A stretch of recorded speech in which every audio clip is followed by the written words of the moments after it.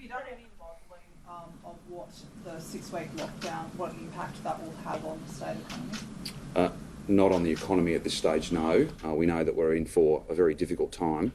Ultimately, the public health response has to lead, and then we provide the support, the stimulus to try and repair the economic damage that this virus is doing to the entire economy, families.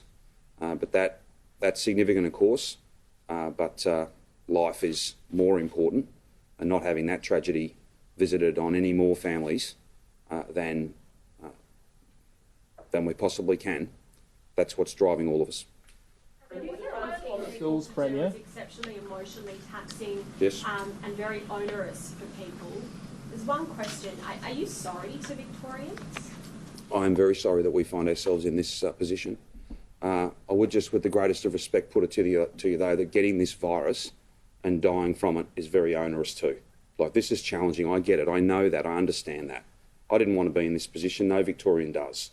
But let's not see this as simply an inconvenience. It's much more than that. It's a pandemic, and it will kill thousands of people if it gets completely away from us. And that'll be more than inconvenient. That'll be tragic. We don't want that. We can avoid that, but we all have a part to play in that. Given there were cases at H&M, was consideration given to extending the shutdowns to businesses like H&M and other places where you've seen cases like that?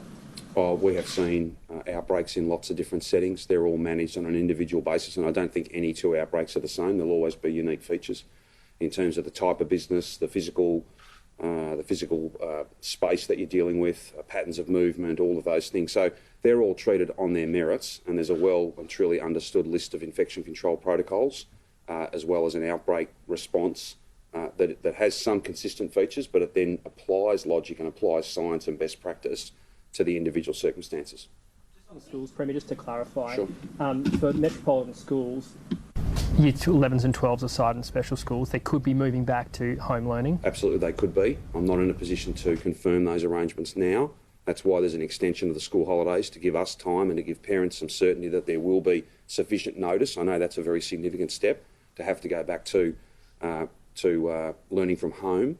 I would just say that won't be an easy decision to make. It won't be done flippantly. It'll be a lot of data, a lot of thinking, and there's already been a lot of thinking going into it. To this point, we're not quite ready to be able to make that call, because we know how impactful, how serious that is. We did want to get our 11s and 12s and our special needs kids that are at specialist schools back to school on Monday. That will happen.